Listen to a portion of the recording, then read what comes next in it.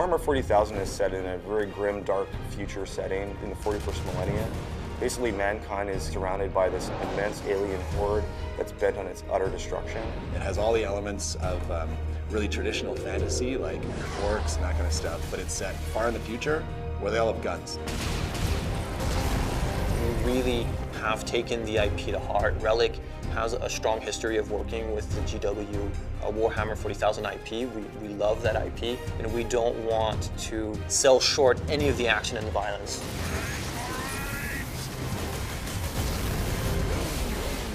In our game, you're sent down to one small planet that's an industrialized world designed to manufacture weapons of war. The orcs are there to get their hands on the warlord-class Titan. Titans are gargantuan beasts of metal, bristling with weapons that could level whole cities. And if the orcs can get their hands on these weapons, they could ravage countless worlds, and they would be a true threat to the Imperium.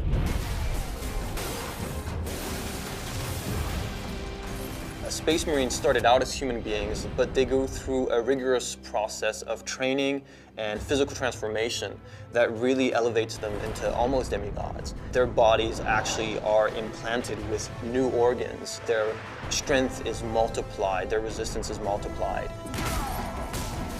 Captain Titus is the protagonist in the story. He's the main character. He has the ability to take the rules and sort of interpret them in his own way, and some of the other characters in the story have different viewpoints on how that should be interpreted.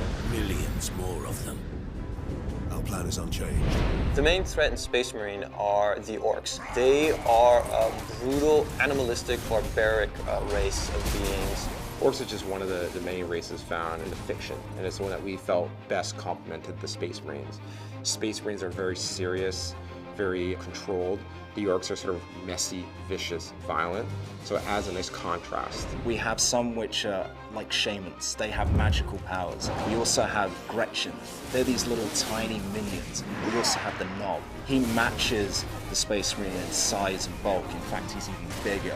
In Space Marine, there are other shadowy forces that are sort of lurking in the background, and Titus and the player will have to confront those if they are able to save the Forge world. Space Marine has such an interesting, compelling setting. It goes all the way from the aesthetic, the architecture with this sort of futuristic Gothic feeling, the epic scale of everything. Everything is immense, everything is larger than life. There's a sort of a beauty in the world, there's also so much darkness and death and destruction, and those contrasts create such an interesting sort of canvas for us to paint on.